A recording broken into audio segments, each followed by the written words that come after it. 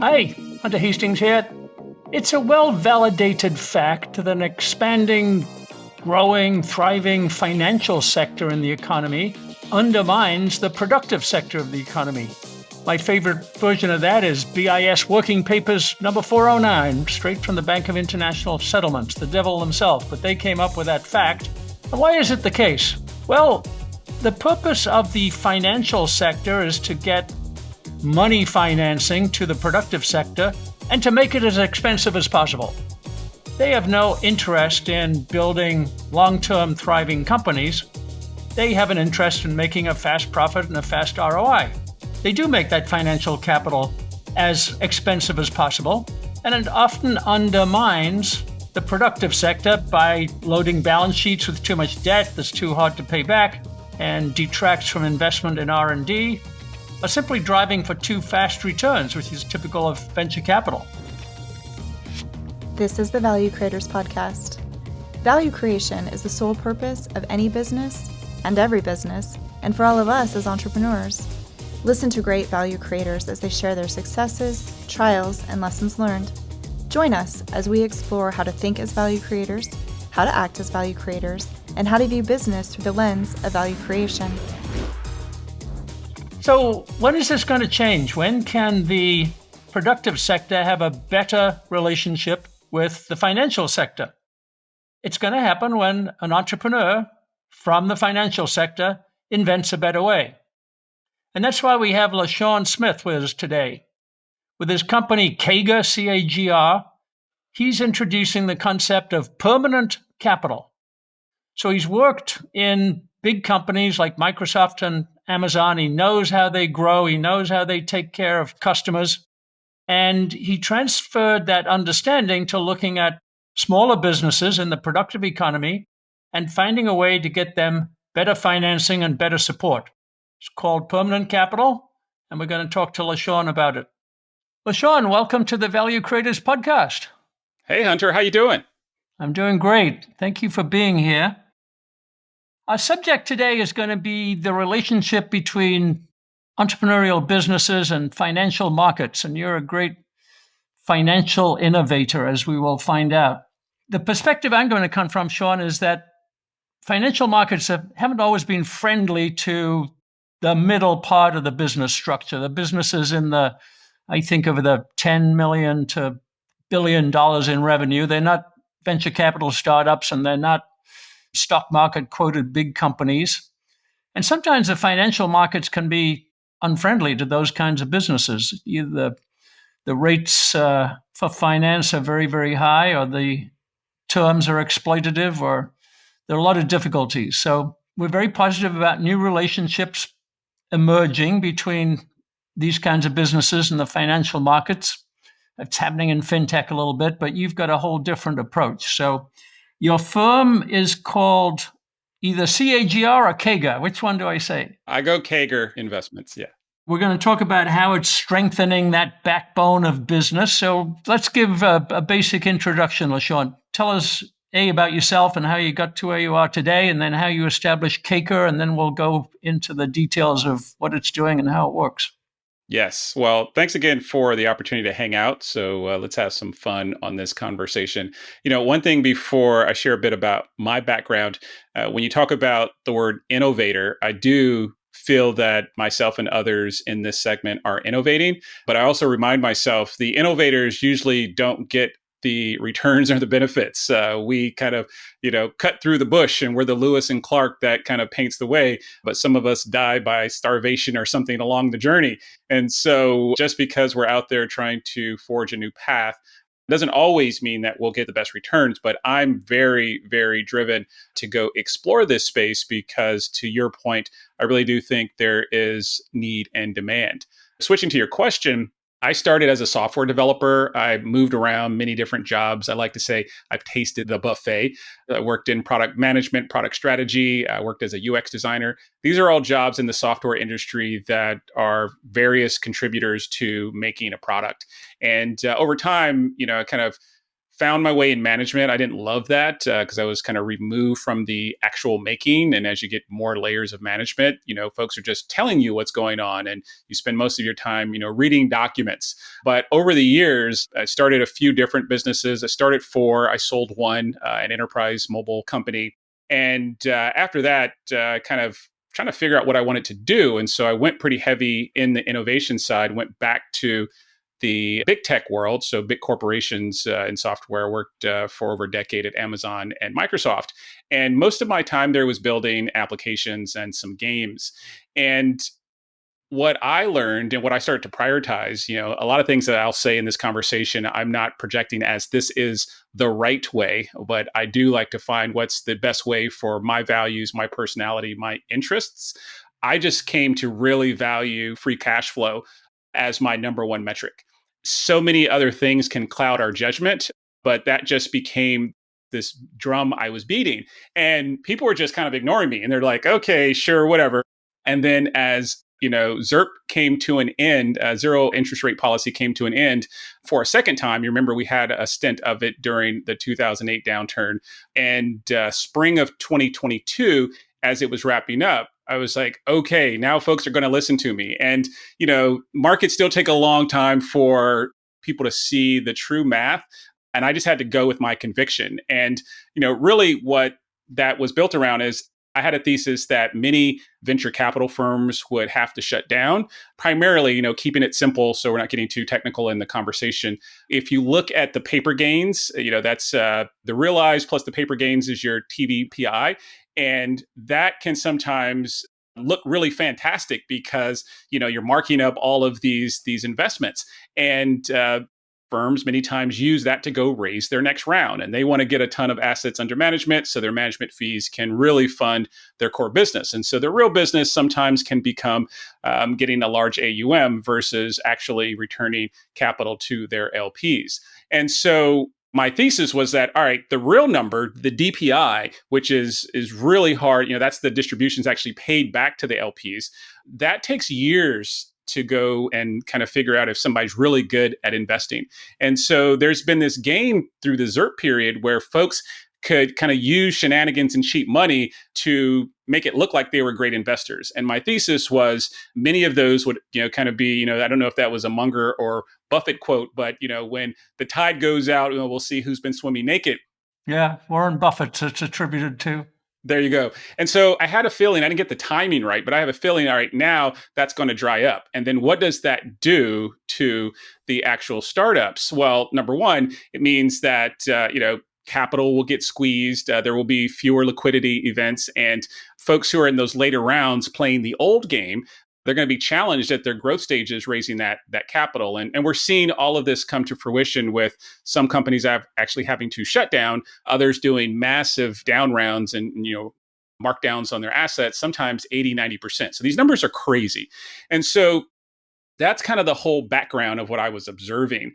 And I said, all right, I've learned a few things on what to do and not to do in these big companies. I have some operator experience. And I said, all right, I don't want to go reboot and get on that train myself. So rather than starting a fund, I took a few million of my money and two family offices that I've worked with for quite a long time for some of my overflow, and put together a plan to go deploy permanent capital. We can talk more about that later in the convo. And really just started to be really focused on the type of businesses that I was looking at, primarily local B2B and vertical SaaS companies. These are software companies that are typically targeting a specific industry. And the key levers there is, has been to reduce the customer acquisition costs and drive more operational efficiency through audience building and automation. And what I love about this is with no LPs, no true outside capital, I can kind of invest in whatever I find is interesting.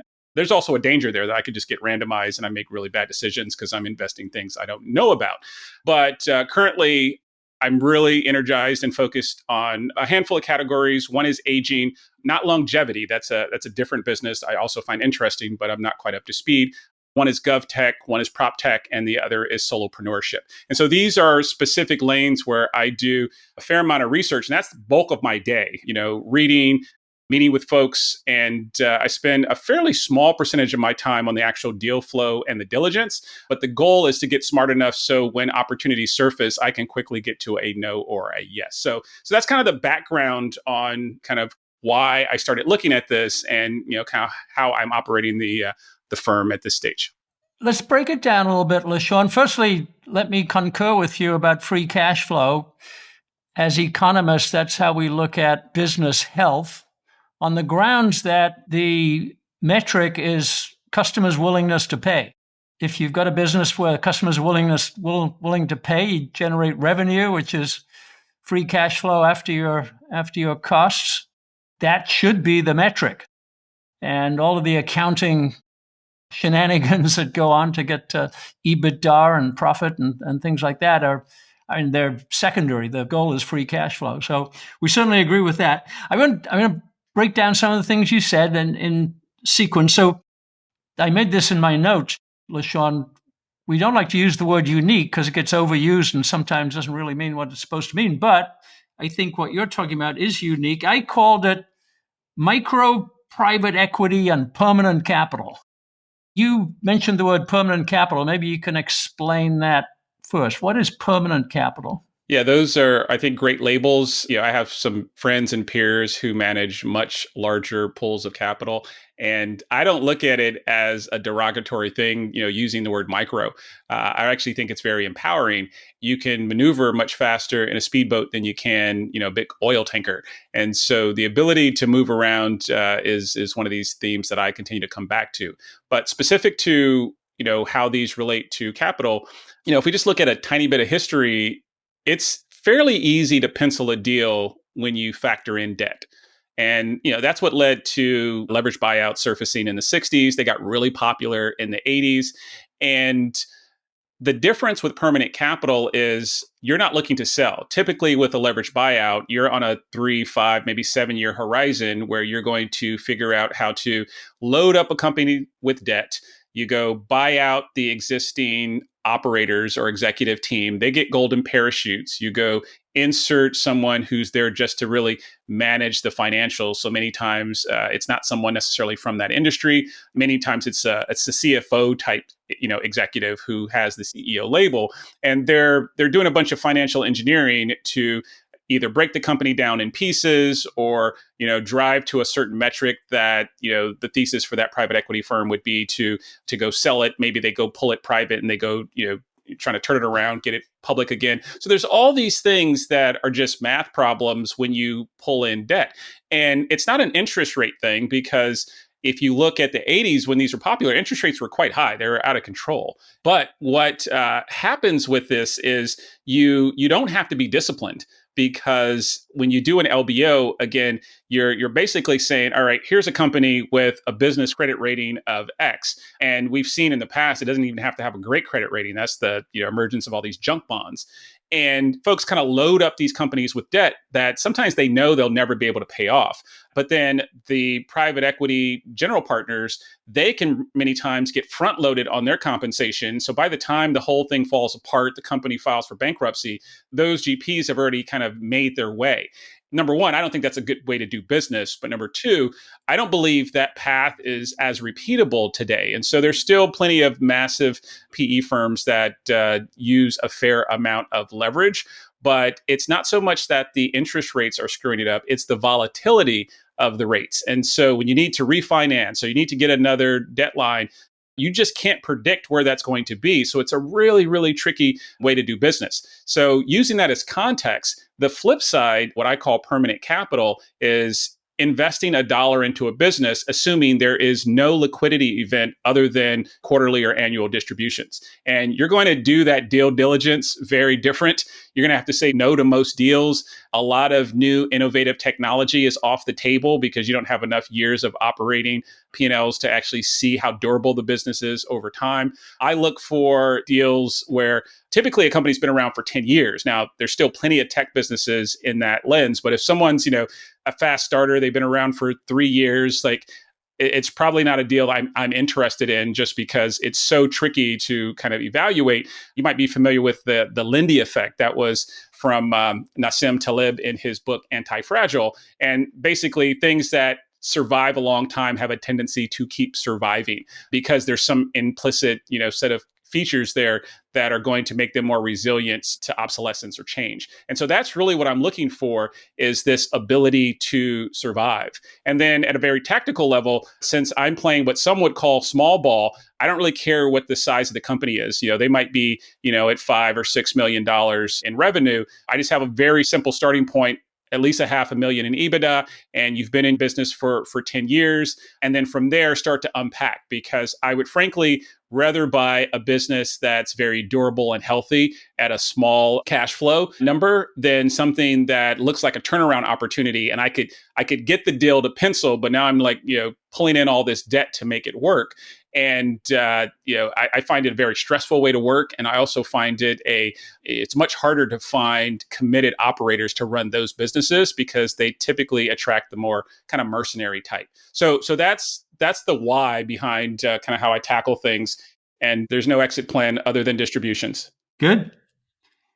Let's go one more step. You've mentioned a little bit of this, LaSean, about the acquisition target. So you mentioned digital companies, profitable, closely held, B2B in most cases, I think. So tell us a little bit more how you choose them, how you find them, what is that process? I have the benefit of, as I said, working in small companies, but also working in big companies and getting behind closed doors, having folks kind of break out their dirty laundry. And it's like, oh my goodness, this business looks great on paper. The analyst coverage is good, but they're a hot mess when you actually kind of get inside. And the two things that I really believe that are huge unlocks is, one, how can you acquire customers more effectively, but the specific types of businesses on how you can drive more operational efficiency. And so the reason I really love SaaS businesses, again, I think they're one of the most, the best business, one of the best business models ever created, because you have near zero cogs, right? And you are effectively, if you can sort out your channel, I think that's where many folks get caught up. You can attack an existing line on a P&L. And so you're not trying to change a company's behavior. You're just going there with a very clear ROI that says, today you pay X on this line item, and then with us, you can pay Y. And so it's very straightforward. The danger, and this is where I see opportunity where other folks, kind of maybe stress out, is when you start to attack those. If you're on the VC wagon, you have to keep growing. And so at some point, invariably, you have to grow outside of that line item. And you're going to now push up against some of the large players who have these amazing channels. And so if you build a very niche, SaaS product for dentists or something for the construction industry or what have you, that can be a very durable revenue stream, but the growth opportunities are going to be naturally confined. And so what those companies sometimes fall in a trap is they start to go more general, but as you start to go more horizontal, now you're going to get, hit the radar of Salesforce or Microsoft or someone else, and they're going to step on you. And so, my lane is to kind of focus on these verticals where there is a fairly sizable TAM, but more importantly, that service addressable market is very meaningful and it's a fairly durable revenue stream. And again, I'm prioritizing that predictability and the durability of the cash flow over the potential growth. And in your prospectus online, LaSean, you say, having established that, you've got a bright and inevitable future trend to capitalize on. You talked about a couple of things. One is the opportunity for automation. Maybe you can get into that a little bit more, which is on the cost saving side. And then you call it leverage as a service, the points of leverage that you think you can find for all of these businesses. So maybe you can tell us about those trends, the automation and the leverage. Sure. So Naval Ravikant has a now very popular Twitter stream or tweet stream where he talks about the 4 points of leverage: labor, capital, media, and code. The punchline for the latter two is that they are permissionless. You don't have to ask for permission to go write great code or start to build an audience. And people understand that pretty intuitively on the B2C side. The opportunity for influencers and kind of audience building on the B2B side is just in the very early stages. There's so much opportunity, but I look at it quite simply through two lenses. Number one, start with the community. And I've used, create this label I call OBCs, outcome-based communities. And so I'm looking for naturally clustering customer segments that are seeking out some transformation. Again, anyone who's in the B2C world will say, well, yeah, this is obvious. We do this all day. This is not typically an approach that you see applied to B2B. And so I'm just kind of stealing some of those ideas that have proven to work. And it turns out, while the sales and go-to-market, process may look a little different, the psychology through that process and funnel is very, very similar. And so by building an outcome-based community, you're just taking a cohort of folks along a journey. They're connecting with each other as they're learning. Your affinity is improving. You don't have to monetize them at every step. So you're building trust. You also are getting social proof along the way because these folks are turning into your case studies and other types of word of mouth triggers. And so there's just a ton of goodness here if you can articulate what transformation that you're pushing. And the vehicle, how you do that, largely that's through content and other types of organic marketing types of levers. The piece that gets paired with that on the automation or process side is just being very, very rigorous on how you think about kind of I like the three buckets of a business. It's, you look at big companies, you'll see 17 departments and they got a department for this and that. I keep it simple to three. You got someone who's in charge of selling and marketing things. You have someone in charge of making things, and you have someone in charge of operations and support. And maybe, if you're really tiny, you might have a leader who has to double up and own two of those in some period of time. But it gets really simple to look at a business through those lanes. And when I see convoluted, crazy org structures on a company that's looking to be sold or looking to get some capital, many times it's a clear signal that they don't have the right rigor and discipline in place. And I think there's no reason technology is not pushing folks to have much more flatter org levels. And so if I see like crazy span of control or any type of weird things where it's just like, why are there so many levels here? I know there's probably some inherent inefficiency. And so the levers, getting back to your question, it's really reducing the customer acquisition cost by moving customers as a group through some journey that leads to an outcome. And then on the back office side, just really getting obsessive on how you write down, document your processes, turn those into points you can measure, and then, figure out, is there an internal way to improve the speed or whatever the metric is for that particular task? Or is there a vendor we should bring in? Is there a hiring gap we need to fill? It becomes very tactical to answer these questions. And then you just take that same process and you apply that to all the tasks that in aggregate turn out to be your big workflows. And it's a very small way to kind of get to business. And I like it because you can apply it to almost every level of your organization.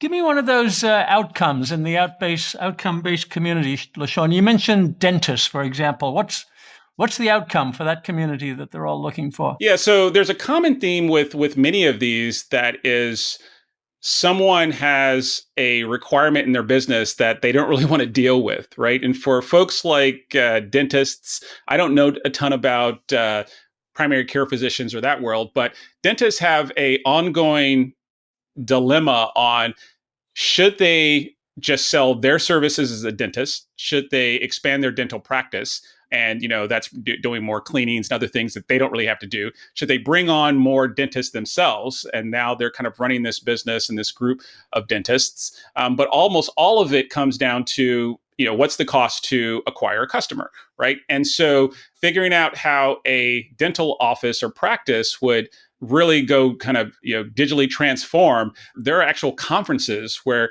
folks from dentists, there'll be another one for senior care facilities where they're trying to figure out, how do we digitize this very paper-based company to something that can take advantage of all these new tools? And so they're actually raising their hands and say, like, who can help me transform? But the large players are like, well, that little company does, like, maybe your dental office does $4 or $5 million a year. The large players don't care about you. It can be a lonely kind of role. And so what do many of these folks do? They hire consultants or vendors or other folks to kind of help them think through it. And many of those conversations, I think you could kind of give away for free. And really what you can sell is the implementations and the tools to solve the problems that they want to see. And just to put a finer point on it, I talked about solopreneurs earlier. I have a very specific kind of definition of those on those outcomes to give you just another data point. It is financial independence through business ownership.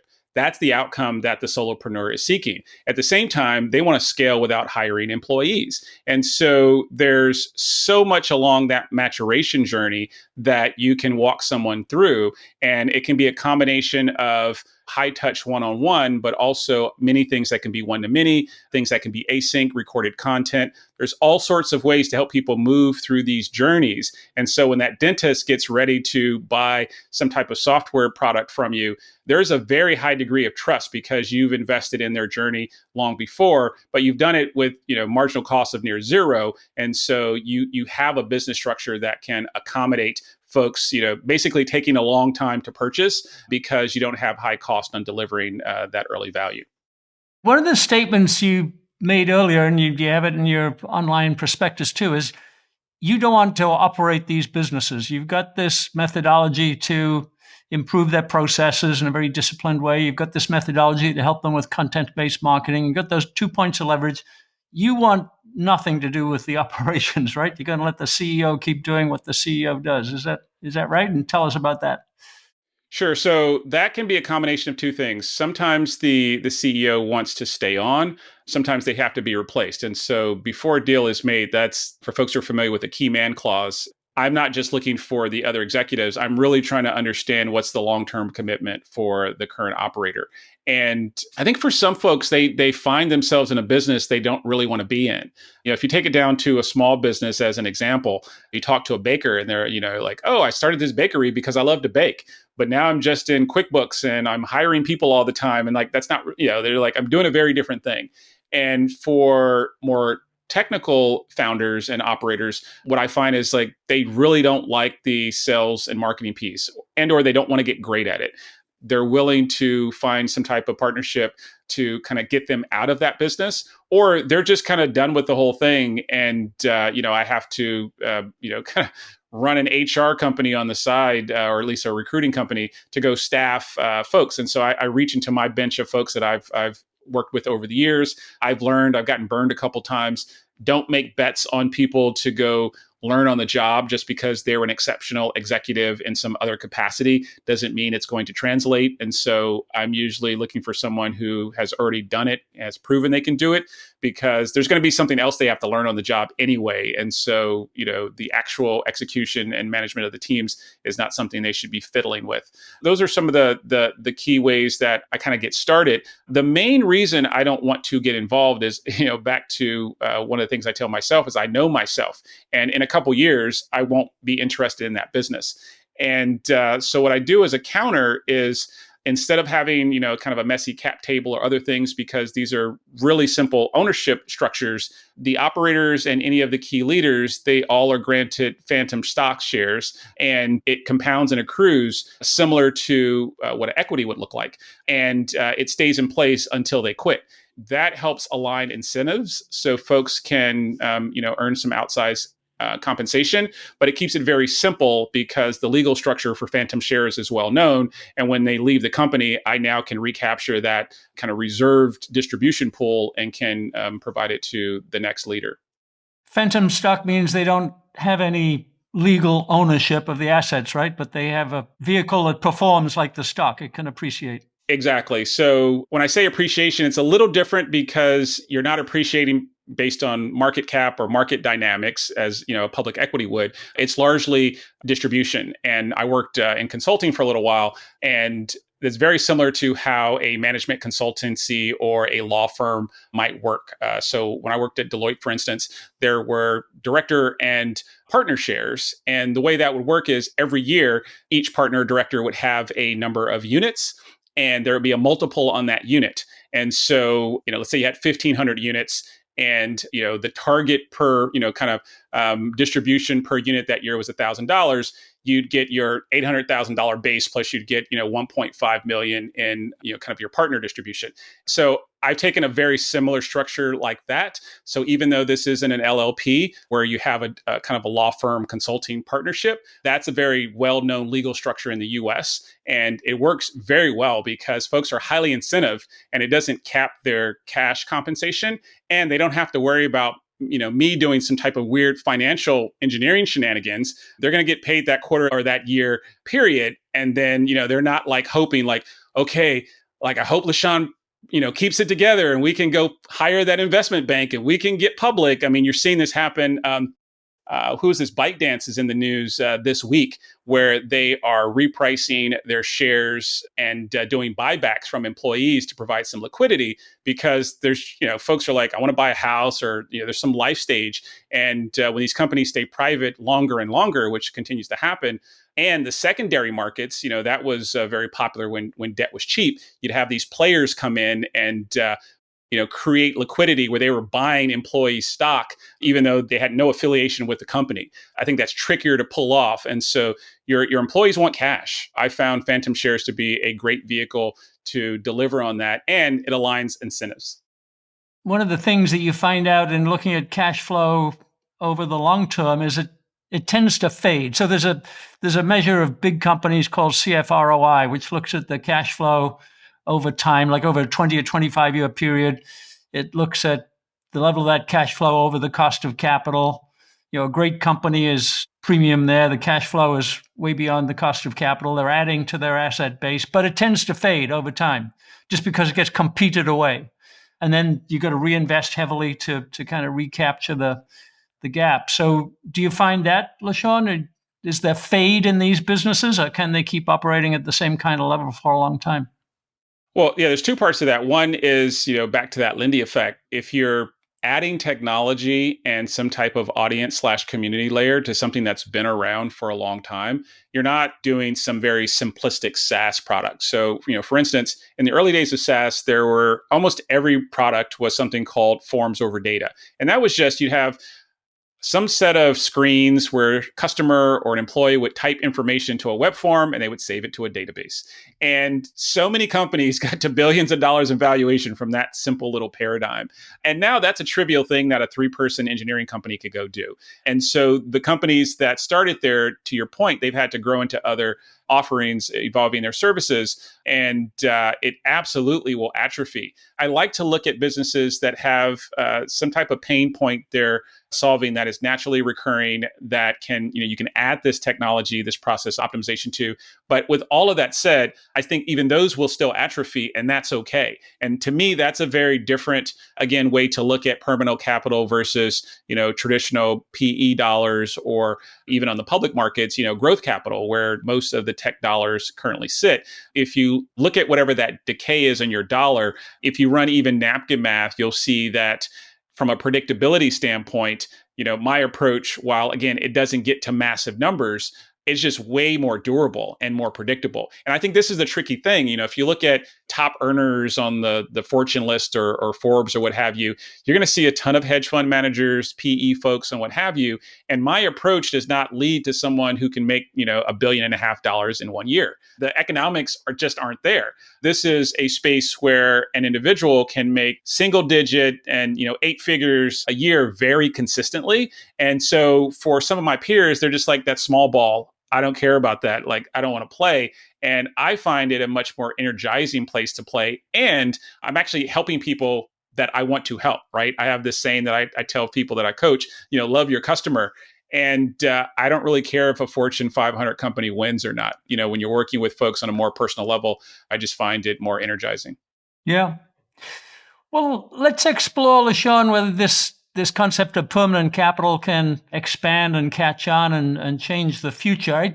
I look at it that was the basis of the great boom times in American capitalism. You go back to the 19th century, the entrepreneurs were setting up new businesses. They got a little bit of their own money and maybe partner money to begin with, but they used cash flow to constantly reinvest and constantly create new technology. There wasn't a lot of bank loans, apart from the railroads. There wasn't a stock market. So this idea of permanent capital and cash flow was the way that American entrepreneurial capitalism grew. And then you got into managerialism and the financial sector got bigger and you got the bureaucrats and you got the government meddling, all that kind of thing. And so permanent capital went away and we have short-termism, which has done a lot of damage, an awful lot of damage. And the stock market's a casino now. So we said micro earlier on, we're in the micro realms here, but could this idea catch on? Can we change the relationships of financial markets to capitalism from short-termism to permanent?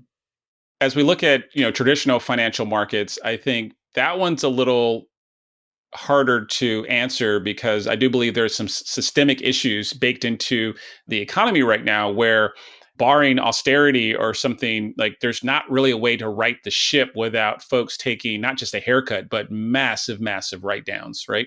I think we'll have a fair amount of zombie companies that are hustling their way to survival. We'll have, this big crazy multi-trillion dollar overhang of corporate debt that's coming due over the next 7 years.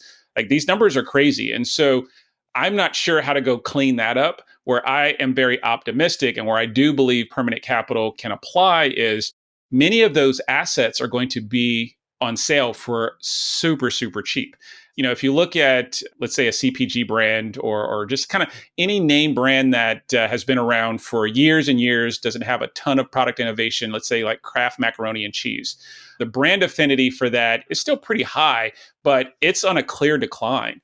The idea that a brand like that could just go away is very real these days because, the Gen Z, 25-year-old who's about to become a parent, they just don't have that same affinity as a boomer or a Gen X, person who's in their, 60s, 50s, or even now some of the millennials are in their early 40s.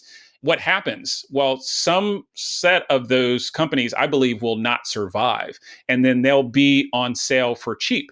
And some private equity firm will kind of, come in. I'm not saying Kraft is going to kind of die. I'm just using them as an example. But some PE firm might come in and go buy that brand. We saw it happen with folks like Radio Shack and retail and other things a few years ago, Circuit City. And they try to revive it. They try to give some digital play or what have you. Folks are fiddling with that nonsense. The actual factory that was making that macaroni and cheese is still there. Now, maybe there's an ingredient tweak that you can add, or maybe there's something else. But the hard part of the supply chain and the logistics and getting that all set up, it's all there. And it's going to be on sale for cents on the dollars. And where I believe permanent capital comes into play are folks who have either access or themselves have an audience. And so this is where I believe, creators, influencers, both on the B2B and the B2C side, if they have a large audience, they can now go drive their own brand through that supply chain.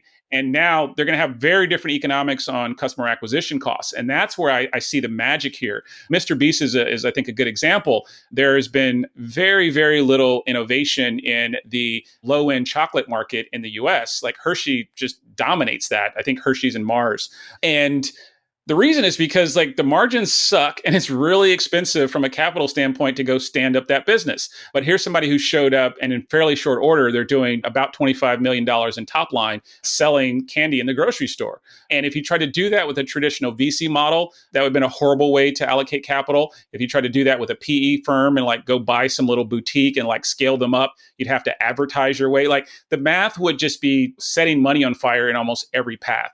And so I really believe for folks who are the brand or can partner with brands, this permanent capital piece is going to be interesting. And just from a mathematics standpoint, just to make sure we don't get too far off subject, a big part of that is because the cash on cash return is not delayed. You're getting that cash returned in fairly short order. And so as long as you still have some sort of portfolio strategy where you can make a few bets, you're sometimes getting this money returned in 12, 18, 24 months. These aren't 10, 15-year cash bets that you're making. That's where, I keep bringing this idea of audience and automation together because you got to drive the operational efficiency, but you got to get customers for cheaper. And I believe the audience hook is really pivotal and critical to that. Yeah. I've been in businesses that acquire old brands, and one of the things that we found is leave them alone.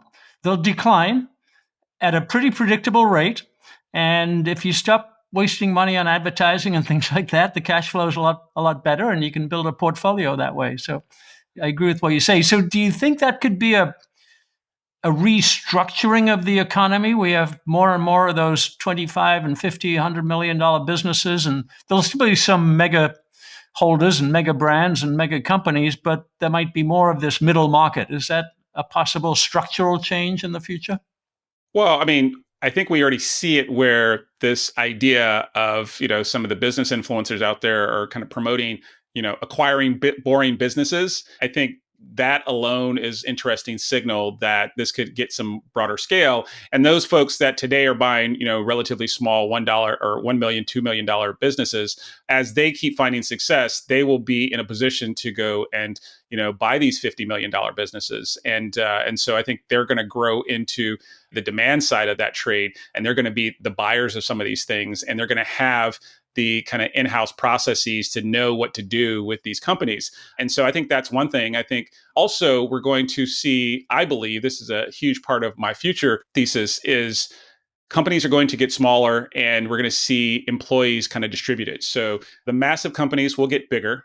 The number of small companies that exist and survive will get larger, and many of the smaller, the kind of the mid-sized businesses will get crushed because they might have too much. We're seeing this happen with the regulatory capture in the technology business, where these kind of mid-sized companies find it really hard to comply with all the rules, whether it's privacy, whether it's things on content moderation, whether it's things on just kind of accommodating a very distributed set of values and psychographics inside of their employee base. It's like really hard to operate that business because the costs keep increasing. And so the large companies are kind of applying that pressure. I don't have a great way to figure out how to kind of fight that off, but I think we're going to have many, many more tiny companies doing, 10 to $100 million.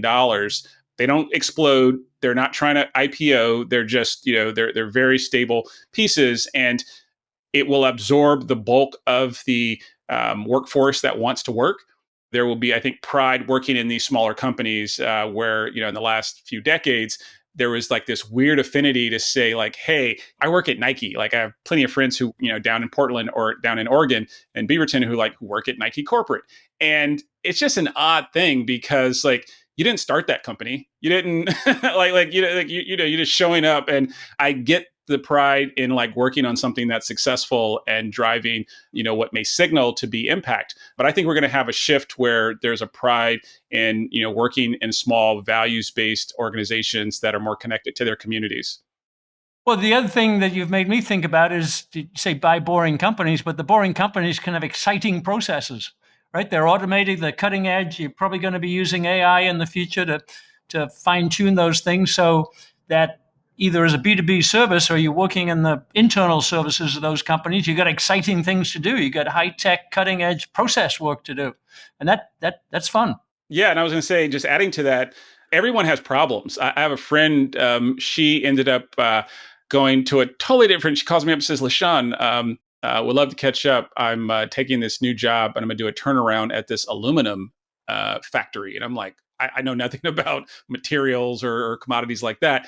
But she was kind of talking through some of the challenges. And I was like, wow, that's way more interesting than I would have assumed on the surface if you just told me hey, I'm doing this new thing. Because to your point, there's all of this stuff. You got commodity arbitrage, you got future pricing, you have, how do you store and move this stuff? Since it is a commodity, do you try to up process it or do you try to increase your capacity and volume? So there's all sorts of puzzles. So if you like kind of solving interesting business challenges that look like puzzles, many of these boring businesses can be super interesting.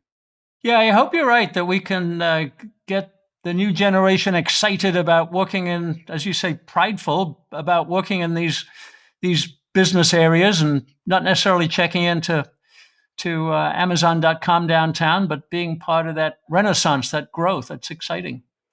Well, LaSean, thanks very much for today. I learned such a lot at your website. It's cagr.com. Is that right? cagr.com. So I recommend everybody to go there. You can learn a lot about LaSean. You can learn a lot about economics, and you get some new ideas about leverage. So it's very worthwhile. LaSean, thank you very much for today. Really appreciate it. It's fun to hang out. And the thing I will leave you and the audience with is my approach to investing and how I see this asset class. I'm not beating the drum that says this is the way, but I do believe this deserves a seat at the table. So as you think about the type of companies you want to work at, the type of companies you may want to start, or the companies you may want to invest in, I think this is one of the pieces you should consider. Yep. Supported by permanent capital. That's the key. There we go. Thank you. All right, Hunter, take care. Bye-bye. This has been another episode of the Value Creators Podcast. Thanks for listening. You can visit thevaluecreators.com for links and resources related to this episode, and check out hunterhastings.com for more content on entrepreneurial business management based on value creation principles.